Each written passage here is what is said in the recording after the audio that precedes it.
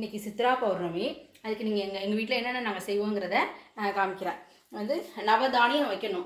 தோரம்பருப்பு, கடலப்பருப்பு, பைத்தம்பருப்பு, பச்சை பட்டாணி, நிலக்கடலை, நெல், வெந்தயம், காராமணி, உளுந்து. உங்கள் வீட்டில் வேறு ஏதாவது இருந்துச்சுனாலும் நீங்கள் வைக்கலாம். இதனால நவதானியம் வைக்கணும்.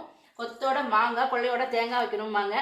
எங்கள் வீட்டில் காய்ச்ச தேங்காய், ஒரு மாங்காய் எல்லாம் வச்சாச்சு. அப்புறம் சித்திரகுப்தர் வருவார். இன்றைக்கி 7 எழுத்தாணியும் வைப்பாங்க அந்த காலத்தில். அதுக்கு பதில் நாங்கள் டைரியும் ஒரு பேனாவும் வச்சுருக்கோம். அப்புறம் நீர்மோர், வெயிலில் வருவார் இல்லையா சித்திரகுப்தர், அதனால் நீர்மோர், அவருக்கு பானக்கம் கரைச்சி வச்சுருக்கேன். அப்புறம் சாமிக்கு நௌத்தியம் பண்ணுறதுக்கு இங்கே பருப்பு, சாம்பார், முருங்கைக்காய் போட்ட சாம்பார், வெள்ளரிக்காய் போட்ட தயிர் பச்சடி, கேரட் பொரியல், பிடிக்குள்கட்டு தான் செய்யணும். இன்றைக்கி சித்ரா பௌர்ணமிக்கு பிடிக்குள்கட்டு செஞ்சுருக்கேன்.